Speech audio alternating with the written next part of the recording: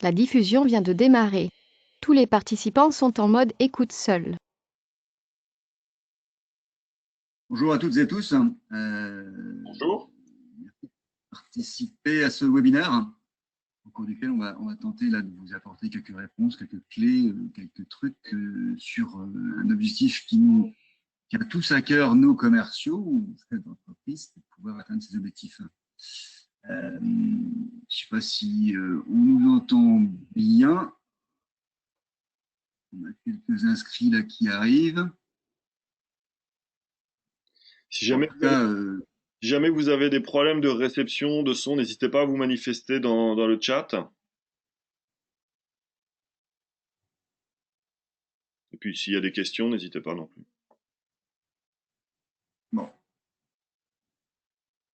Allez, bah, écoute, on va commencer. Avant toute chose, ce qu'on va globalement faire ici, c'est tous les participants déjà sont en mode seul, en mode écoute seul, pardon, dans le premier temps.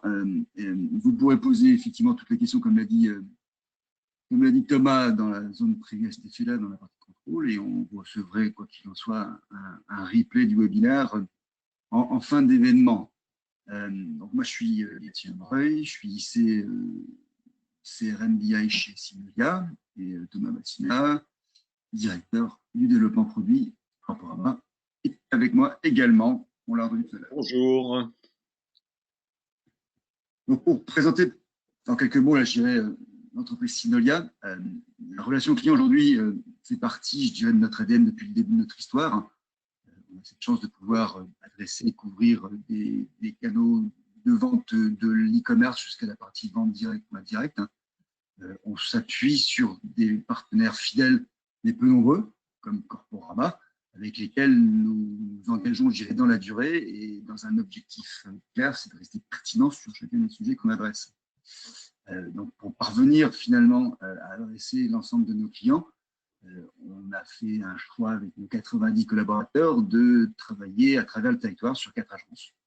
On a un chiffre d'affaires voisine de 9 millions d'euros. Et ce qu'il faut retenir finalement sur cette slide ici, c'est les 92% qui sont un taux de fidélité dont nous gratifie nos clients, qui peut s'expliquer de façon assez simple par le fait que, on essaie de faire autant faire ce que bien notre travail. Et puis derrière, un élément important, c'est que l'ensemble de nos partenaires nous engagent, ainsi que nos clients, sur des contrats à durée annuelle, voire pluriannuelle, ce qui nous impose, nous amène et nous oblige à globalement suivre nos clients au quotidien, bien les connaître, travailler sur sur-mesure, et donc du coup s'imposer dans la durée. Voilà en ce qui me concerne. Je te laisse la main, Pour Thomas. Corporama, merci. Donc Corporama, nous, on a 10 ans maintenant. On est spécialisé sur tout ce qui est intelligence commerciale. On se veut innovant depuis le tout début et on essaie et on le fait d'ailleurs, je pense, on tire le marché vers le haut sur le sujet intelligence commerciale, c'est-à-dire que aujourd'hui, avec tous les nouveaux outils, il y a une profusion de données dont on profite pour améliorer les connaissances de compte, les connaissances marché, les connaissances clients via une interface web, mais pas que. On fait d'autres types de prestations autour de la donnée, du siretage, la mise à disposition d'API. Bon, on a beaucoup de sujets autour de la donnée. Notre chance, si tu peux retourner Gatien juste sur la slide d'avant, c'est qu'on appartient à un groupe qui s'appelle Intesia, qui fait 30 millions d'euros, c'est 400 collaborateurs pour une présence commerciale en France et en Espagne.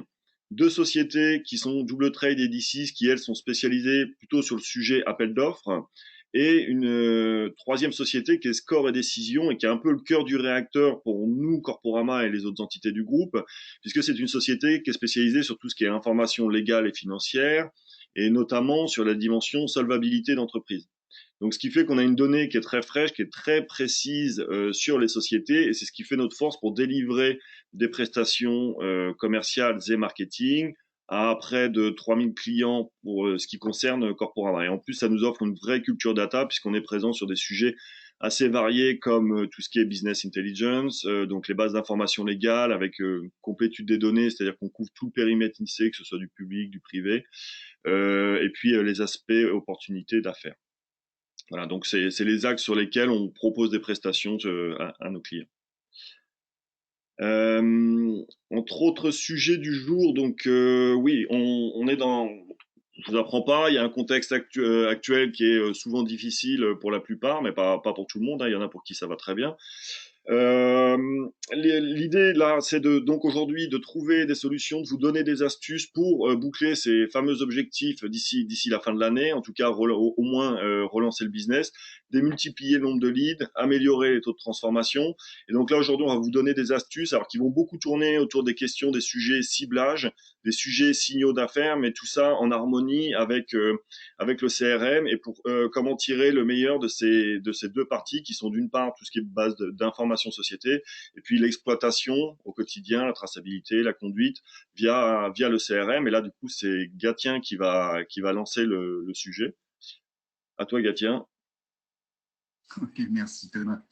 Donc effectivement, avant peut-être de rentrer dans le vif du sujet, en vous montrant quelques mises en situation, il nous est apparu important aujourd'hui de pouvoir partager un premier chiffre. Et on en aura comme ça, je dirais, tout au long du webinaire.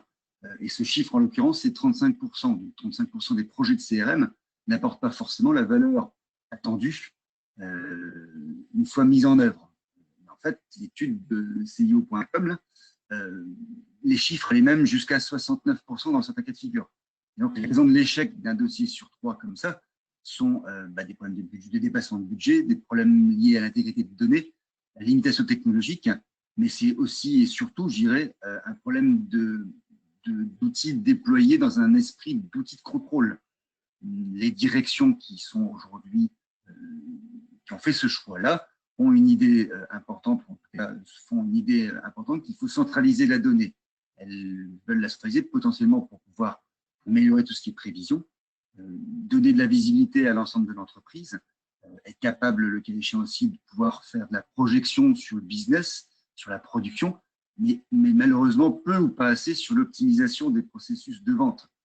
De la même façon derrière, les objectifs que servent ou que porte le CRM aujourd'hui sont à destination de beaucoup de gens dans l'entreprise. Ça va des directions générales jusqu'aux techniciens, en passant par toute la partie informatique, marketing, finance et fort heureusement quand même un peu les ventes, le cas échéant aussi.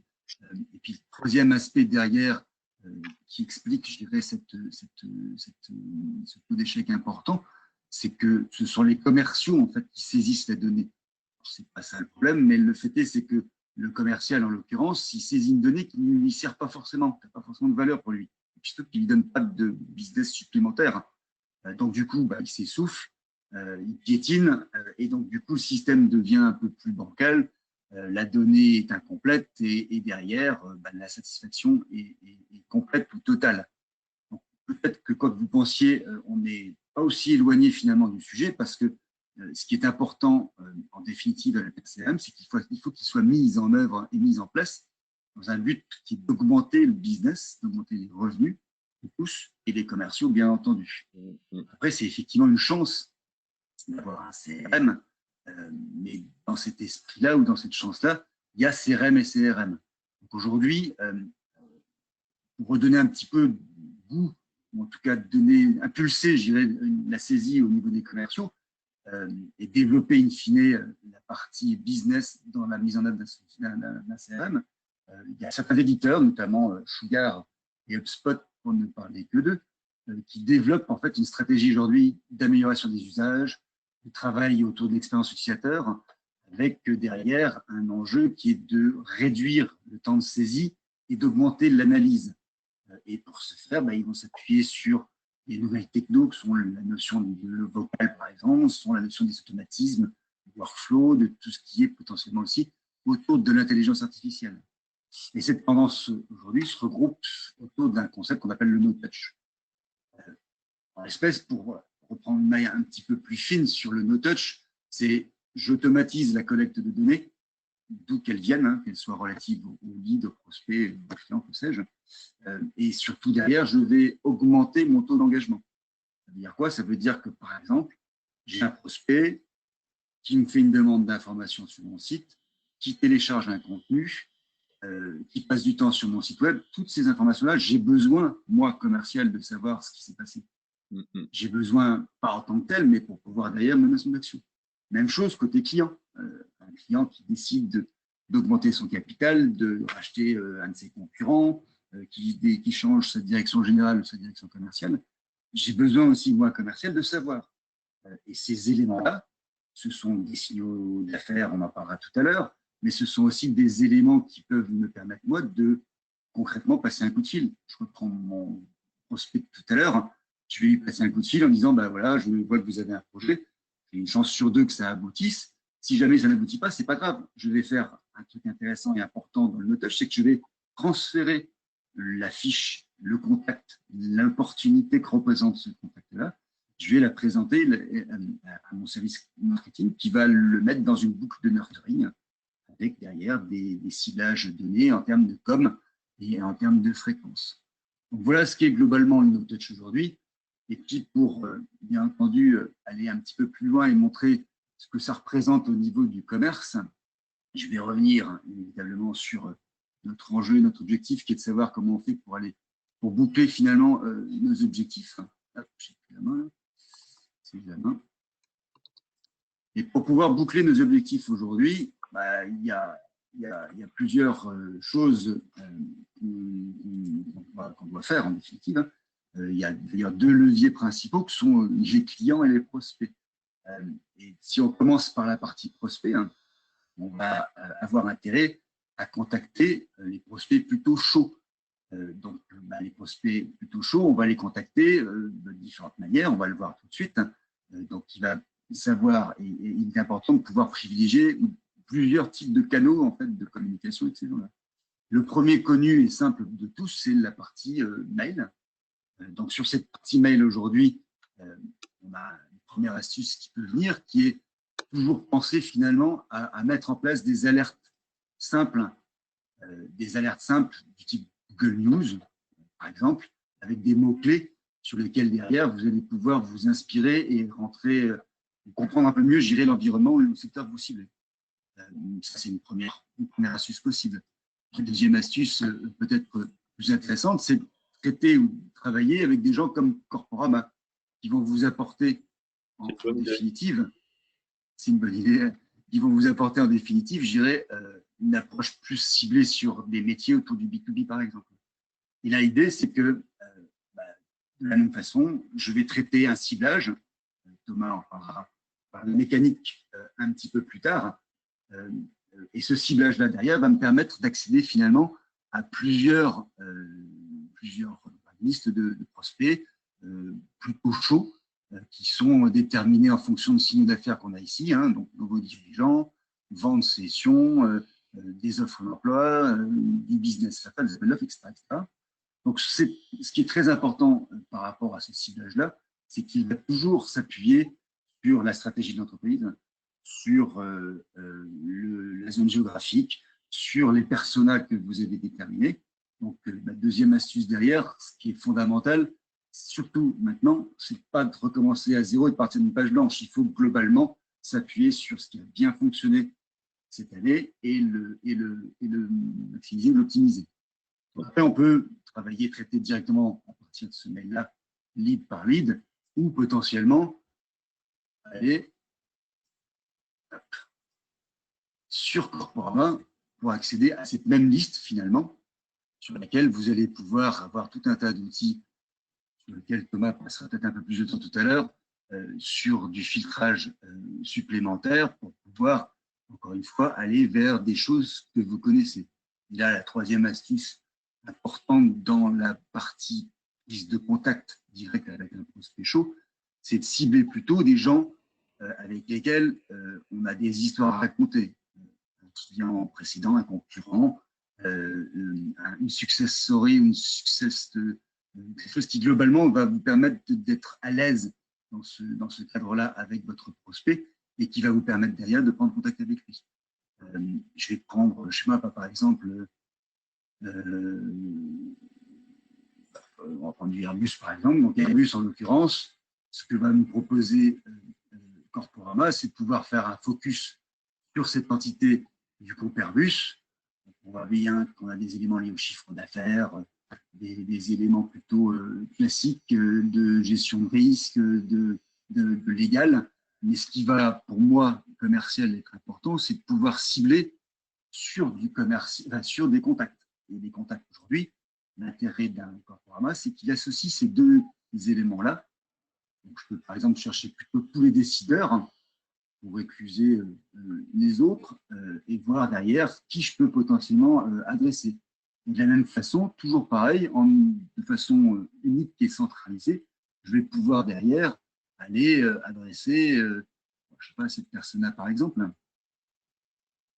directement sur les réseaux sociaux. Donc, pareil, j'aime toujours démultiplier les canaux pour être capable d'avoir un maximum d'informations par rapport à ça. On est ici sur un DAF a priori au sein d'Airbus qui travaille aux Émirats. C'est le cas qui se présente à nous.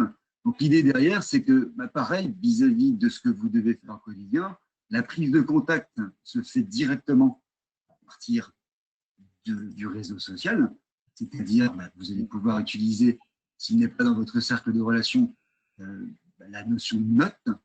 Il existe derrière des techniques sur toute les stratégies et les techniques autour de l'outbound et de la rédaction de documents pour pouvoir chercher à se mettre en relation avec ces personnes-là. Donc, en l'espèce, l'idée, c'est vraiment que derrière, vous allez utiliser toute la puissance, je dirais, de l'utilisation là-dessus. Après, vous pouvez faire quelque chose de beaucoup plus simple, différemment, c'est lié sans doute à vos règles d'entreprise, c'est de dire, je vais, parce que c'est la cible qui me correspond, c'est un DAF sur un prospect chaud avec un signal d'affaires qui m'intéresse, qui m'interpelle, et je le balance dans mon CRM. Et la règle d'entreprise décide que je dois aller faire un tour dans mon CRM. Donc, côté CRM, j'ai fait la bascule vers mon CRM et je vais me retrouver sur un tableau de bord avec effectivement mon prospect ici. Je vais avoir derrière, comme je le disais tout à l'heure, une approche avec un levier côté prospect, mais aussi un levier côté client. Donc, on est là sur un outil qui va nous permettre au même endroit de pouvoir décider, moi commercial, d'agir côté relance des affaires ou des opportunités, ou de pouvoir me dire, je vais faire un focus sur mon prospect. Donc, le prospect que je viens de traiter, par exemple ici, je vais finalement me retrouver sur sa fiche, identifier un certain nombre d'éléments le concernant. Donc, je vais, parce que, encore une fois, astuce très importante par rapport à ça, je vais avoir besoin de compléter ma fiche et d'avoir un maximum d'informations à disposition.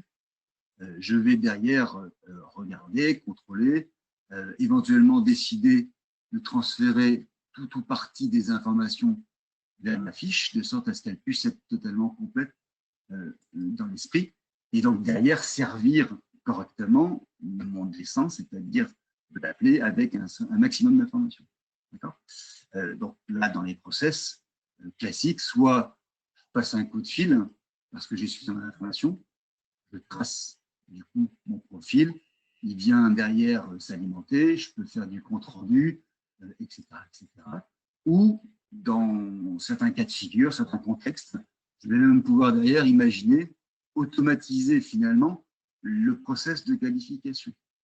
Donc ma prise de contact avec mon prospect va s'appuyer en définitive sur un outil, une sorte de processus qui peut être plus ou moins complexe en fonction de chacun, en fonction des contextes d'entreprise et des métiers. Et en tout état de cause, ça va me permettre, moi, de commercial, de ne pas oublier quoi que ce soit. Et cette utilisation d'outils va me permettre également de générer nativement ou automatiquement, vraiment dans le no-touch, je n'ai rien fait que de m'associer finalement à un process, et je vais avoir des tâches qui vont être affectées et assignées à moi, bien entendu, commercial, mais également peut-être au market, peut-être au service client, peut-être à la finance, peut-être à un account manager. Enfin, voilà. Donc, c'est vraiment l'idée ici, c'est de pouvoir bénéficier d'un maximum de choses. Et là, pour le coup, je peux passer un coup de fil à mon contact et pouvoir, le cas échéant, soit le convertir. Ça, pareil, je le fais automatiquement dans mon CRM. Soit si ça n'a pas forcément de sens, le cas échéant, je vais simplement le traiter comme ça. Donc voilà l'idée de base de l'utilisation potentielle. J'ai parlé beaucoup du prospect. Si je fais un rapide clin d'œil sur comment je relance finalement mes entreprises en B2B ou éventuellement des contacts au sein de ces entreprises, c'est quand même avec des êtres humains qu'on essaie de communiquer au maximum. Donc on va se retrouver ici avec ma base contact. Et dans cette base contact, je vais avoir tout un tas de choses sur lesquelles je vais pouvoir utiliser du filtre pour pouvoir sélectionner qui me paraît pertinent. Je vais pouvoir également être aidé. Encore une fois, c'est l'esprit du no-touch et de l'automatisme. C'est que je vais avoir ici un indicateur qui va me permettre de visualiser l'ensemble des affaires qui arrivent à échéance dans les 3 mois qui viennent. Donc, ça fait sens de pouvoir peut-être les appeler maintenant. Ou alors, je vais pouvoir segmenter ma base client et prospect. Avec des VIP, du client 1 étoile, 2 étoiles, 3 étoiles, et avoir, en fonction de la date de dernière relance, une liste à disposition sur laquelle je vais pouvoir cliquer pour accéder. Donc, l'idée, c'est vraiment de trouver un seul et unique endroit, l'ensemble des informations pour pouvoir relancer mon business, côté prospect comme côté client. Voilà. J'avais une dernière tentative de présentation pour ne pas rester que focus sur Sugar autour de HubSpot. Ce qui est intéressant avec HubSpot, ça fait partie un peu de leur ADN, c'est qu'ils ont imaginé ce qu'on appelle le multicanal, donc être capable au même endroit de pouvoir bénéficier de toutes les informations. Je prends pour exemple ici une fiche d'un prospect qui s'appelle Xavier Roth, qui en l'occurrence lui, j'ai aucun compte associé, je vais le direct.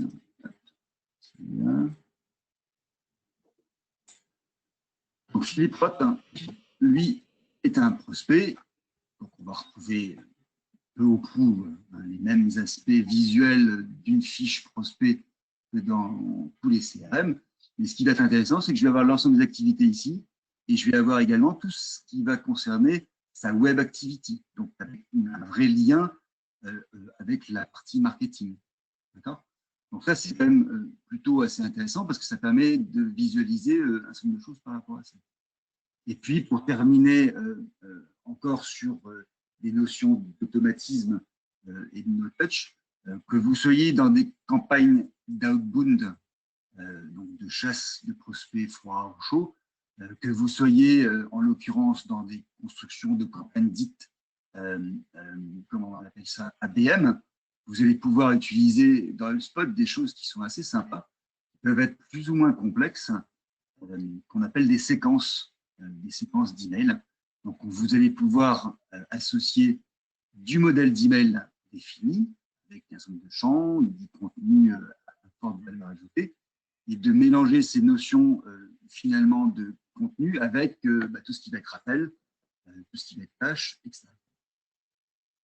Voilà pour un rapide aperçu de ce qu'on est en capacité de pouvoir vous présenter avec Thomas. Je vais te redonner la main, peut-être Thomas, j'ai pris un peu de temps, je m'excuse. Mais l'idée était vraiment de pouvoir voir un maximum de choses à cet endroit-là. Ouais, monsieur. Tu me passes la main, tu me désignes ton présentateur. Absolument.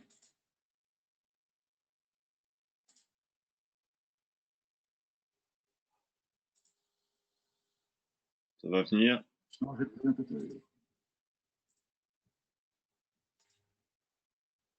Voilà. Alors, j'attends. Ouais. Ah oui, non, pardon, en fait, c'était pas encore. Non, attends, on va revenir sur le slide. Excuse-moi, c'est moi qui étais pas dedans. Tu peux remettre le slide, s'il te plaît? Pardon, excusez-moi, hein. Bon, on va parler de ciblage de toute façon, de signaux d'affaires comme je vous l'avais annoncé tout à l'heure. J'ai coutume de voir depuis 9 ans que je vends Corporama et propose Corporama, de voir le CRM comme une voiture pour se déplacer d'un point A vers un point B, gérer toute son activité.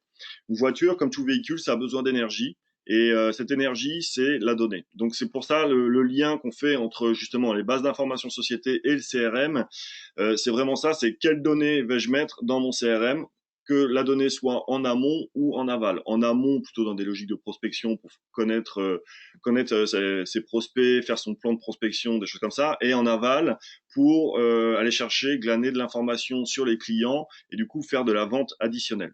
Donc l'idée là, on va parler ciblage, c'est vraiment gagner du temps. Gagner du temps sur la partie ciblage parce que on va prendre un exemple tout bête, hein, mais on fait une liste de 10 sociétés. S'il y en a 5 qui sont hors cible, eh ben on va perdre du temps 5 fois à parler avec des gens qui n'ont pas de besoin et qui peut-être parfois vont faire consommer du temps. Donc déjà sur cet objectif des 4 mois, l'idée va être vraiment déjà d'aller uniquement vers des gens au maximum sur lesquels il peut y avoir un intérêt potentiel. Alors, pourquoi?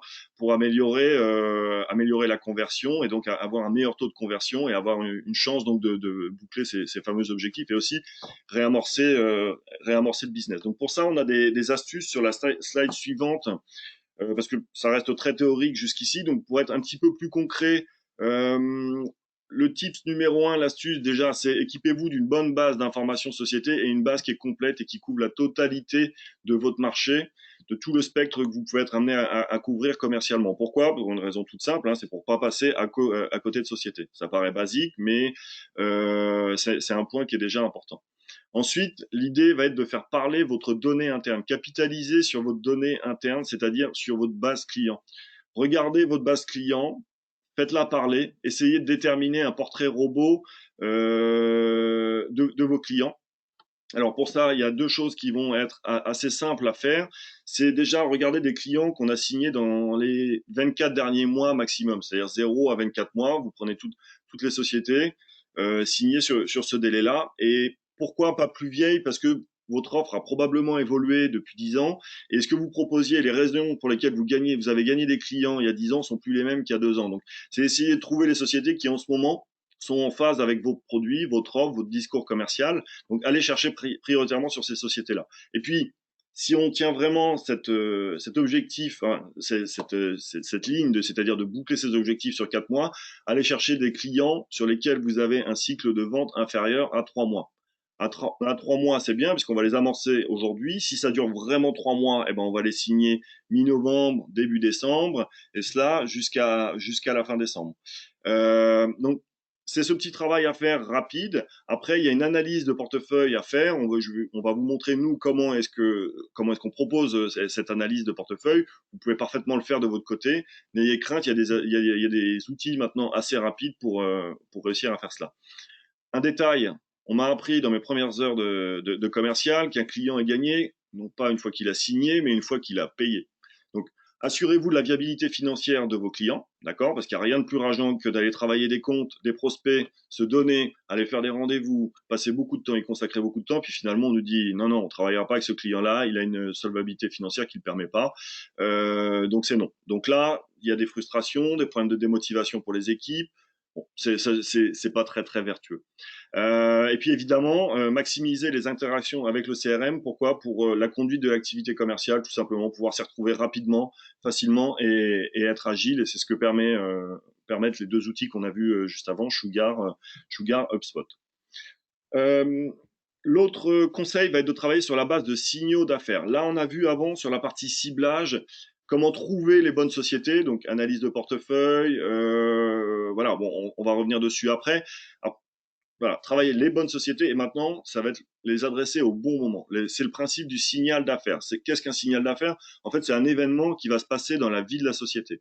Un événement qui peut être d'ordre, si tu peux passer à la slide suivante, s'il te plaît, d'ordre légal. Des recrutements dans la société de tel ou tel poste, un changement de dirigeant dans une société, le fait que la société ait levé des fonds, qu'elle ait emporté un appel d'offres. Tout ça, c'est des événements qui sont bons pour le business et qui peuvent dans une liste, admettons, de 500 sociétés, j'ai 500 sociétés à démarcher ou à adresser d'un point de vue marketing. Je vais faire un focus sur celles qui ont un événement qui est bon pour mon business. C'est-à-dire, je vais travailler prioritairement celles-là. Je travaillerai les autres, mais dans un second temps. D'accord? Je vais vous montrer maintenant dans Corporama, et là maintenant il faut que je passe au présentateur, comment est-ce que ça se concrétise dans l'outil. Voilà, donc je vais vous afficher mon écran. Ok, parfait. Normalement, vous devez tous le voir. Donc, un éditeur de liste de société, Gatien, vous avez eu un aperçu tout à l'heure. Alors, vous voyez, on couvre la totalité de la base. C'est ce que je vous disais tout à l'heure, du public, du privé, l'associatif, les syndicats, que tout le monde y soit. Comme ça, au moins, vous savez que vous ne perdez personne. Il y a toute une batterie de critères dont je vous ferai pas l'article aujourd'hui parce qu'on n'a pas spécialement le temps et puis c'est pas l'objet du rendez-vous du jour. Analyser un portefeuille client, en fait, ça peut être assez simple. Vous voyez, il y a un bouton, on importe une liste de sirènes dans Corporama. On va aller regarder à quoi elle ressemble, mais à l'aide de graphiques. De graphiques qui vont nous permettre d'analyser cette base sous différents angles. Ouais, c'est en train de charger. Donc, par exemple, mes clients, là, vous voyez, j'ai chargé 1943 de nos clients qui ont été signés dans les 12 derniers mois. Et ici, on a les tranches d'effectifs, vous voyez, qui vont apparaître. Donc, on va, on va essayer de déterminer un peu la taille d'entreprise qui nous intéresse, évidemment en phase avec notre stratégie. On peut analyser ça sous forme de tranches de chiffre d'affaires, d'activité NAF, de répartition géographique, de forme juridique. Il y a beaucoup de critères disponibles qui vont permettre cette analyse-là et donc de définir le portrait robot de la société. Une fois que c'est fait, derrière, on a un outil plus ou moins puissant qui va permettre d'aller reproduire ces critères-là grâce à tout ce que je vous montre ici. Par exemple, la solvabilité financière de l'entreprise que vous voyez là. Il y a des dimensions de géolocalisation qui sont également disponibles dans l'outil et tout plein d'autres critères dont je me suis promis de ne pas faire l'article. Donc je m'arrête là. Je vais plutôt vous montrer un module qui permet de faire une analyse rapide et surtout une suggestion de prospects vraiment pertinentes, c'est-à-dire aller chercher les sociétés jumelles de mes clients sur lesquelles je suis appétent, sur lesquelles j'ai une bonne perméabilité de mon discours commercial, il impacte rapidement, j'ai une bonne connaissance et donc je vais forcément scorer beaucoup plus facilement sur ces cibles-là. Donc comment est-ce qu'on fait? En fait, on charge toujours la liste de sirènes de ses clients. On définit quel est son marché. Là, j'ai pris un exemple, par exemple, mes clients dans le commerce de gros. J'ai envie de faire une action sur le commerce de gros parce que je sais que je suis très bon en ce moment, que le commerce de gros est très réceptif sur mon produit et que ça marche donc très bien. Donc, je fais un focus là-dessus. Je charge dans Corporama tous mes clients qui sont dans le commerce de gros. Et là, la machine va analyser les niveaux de représentation sur la base de différents critères qui vont relever principalement de la nature de l'entreprise, c'est-à-dire activité, l'âge de la société, forme juridique, et puis la taille de l'entreprise, c'est-à-dire effectif et chiffre d'affaires.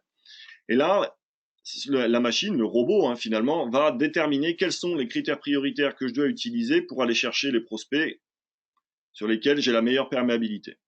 Et évidemment, plus on va vouloir de volume, plus les critères vont devenir, on va dire, secondaires. Et puis, on peut même aller chercher des sociétés, vous voyez, qui présentent des critères non prioritaires. Donc, ça va jusque-là.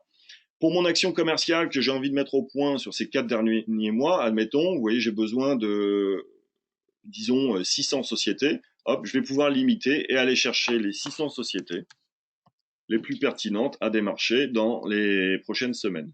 Je fais générer les filtres.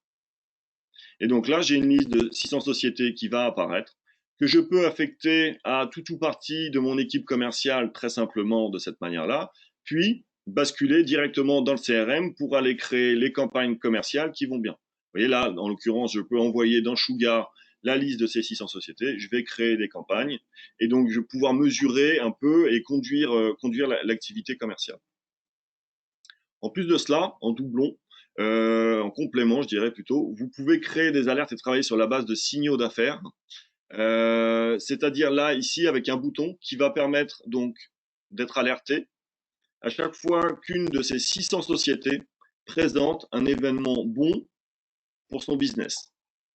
Les événements bons pour le business évidemment, sont propres à chaque activité. Certains seront très intéressés par les questions de recrutement, d'autres par les levées de fonds, d'autres le fait qu'il y ait la nomination, je ne sais pas, d'un nouveau directeur achat, d'un nouveau directeur financier. Enfin bon, bref, les besoins peuvent être divers et variés. Le fait que la société ait remporté un appel d'offres. Ces alertes seront envoyées par email à toute ou partie de l'équipe ou au commercial qui est en charge du compte, et puis peuvent être également poussés directement dans le CRM, toujours avec derrière notamment la stratégie no touch et tout ce qu'on peut, tout ce qu'un CRM peut vous apporter. Voilà, j'ai grosso modo couvert là les deux sujets, ciblage et signaux d'affaires. On a une petite conclusion à vous faire et pour vous récapituler tout ce qu'on s'est dit aujourd'hui. Il est déjà midi 5 et on est à 35 minutes.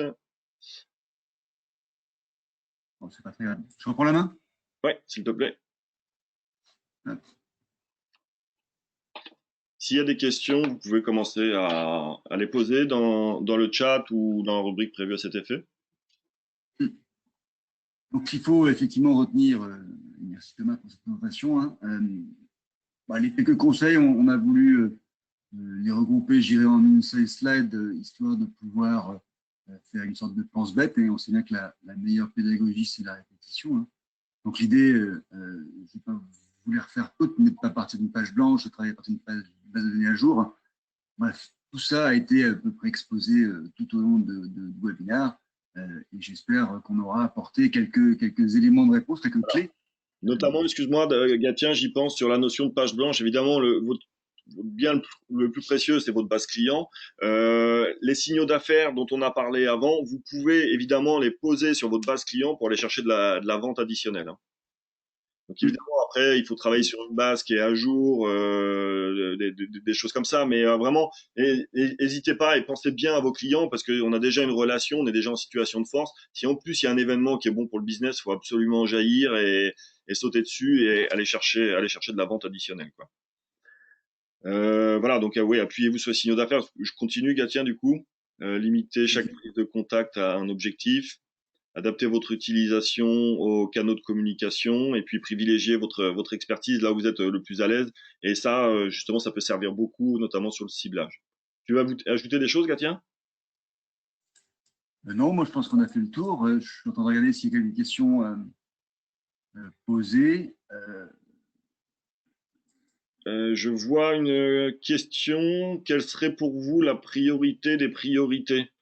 Tu veux commencer, Gatien? Ou je réponds?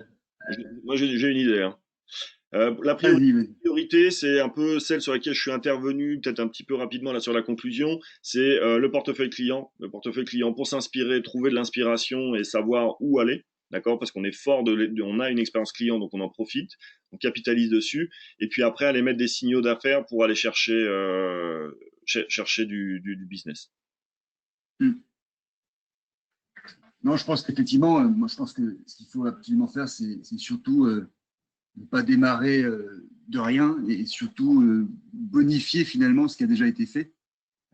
Et en l'espèce, ce qui a bien été fait, le maintenir et l'améliorer, et ce qui a été mal fait, de plus le faire. Quoi. Donc, si certaines tactiques, stratégies, vision, écriture, voilà, il faut être capable derrière de tester et de recommencer jusqu'à ce que vous réussissiez à faire ce qu'il faut. La priorité, c'est finalement de rester sur ce qu'on a démarré et bien fait et de le bonifier. Quoi. Comme du bon vin. J'ai une autre question, Gatien, à mon avis, qui est plus pour toi. Nous n'avons pas de CRM. Comment faire pour les 4 prochains mois? Là, je vais vous passer ma slide suivante qui doit correspondre à mes coordonnées. Hein. Merci. Il faut que j'arrive à combler mes objectifs en fin d'année. D'accord, c'est pas mal. Quelle est la fréquence d'actualisation des données? Je pense que là, sur ce sujet-là, je vais pouvoir répondre. Pour nous, hein, pour ce qui concerne Corporama, et c'est l'intérêt justement d'avoir cette société sœur dans le groupe, c'est qu'on est sur des niveaux de mise à jour qui sont très élevés, qui vont de 48 heures pour tout ce qui est annonce légale sur une société à une semaine maximum. C'est-à-dire que tous les week-ends, on remet à jour la totalité du périmètre INSEE. Donc, on est sur un niveau de fiabilité qui est très très élevé. Le parfaitement fiable n'existant pas hein, dans l'information puisqu'elle est en perpétuel mouvement. Voilà, nous on offre et un niveau d'actualisation qui est très élevé pour justement un grand niveau, un très haut niveau de précision. Okay. Il y a d'autres questions. J'ai très peu de clients. Quel est l'intérêt du ciblage augmenté? J'ai envie de vous dire que il est relativement faible dans un cas comme celui-là et que là, du coup, il y a plutôt des critères de ciblage. Finalement, quand on a peu de clients, on doit être probablement sur des niches et donc là, on bascule sur notre force de Corporama qui est la pertinence et la qualité du ciblage. J'ai pas parlé de fonctionnalité sémantique, mais Corporama permet d'aller chercher des sociétés sur des activités extrêmement précises et qui vont pas se baser uniquement sur le code NAV, qui parfois est un petit peu trompeur et dans lesquels on trouve beaucoup d'activités de société. Donc voilà, il y a par exemple cette option-là qui est intéressante, mais là pour le coup, le ciblage augmenté aura pas tellement d'intérêt. Non. Écoute, je pense qu'on a fait à peu près le tour des questions. Et je pense qu'on a aussi un peu dépassé. Donc, tiens, il ne me reste plus qu'à vous remercier tous d'avoir participé. Merci beaucoup. Et à toi, Thomas, d'avoir œuvré aussi à mes côtés. Et puis, merci, Gatien. Je vous souhaite un plaisir. Une bonne fin de journée et un bon week-end à venir. Merci et peut-être à bientôt. Au revoir.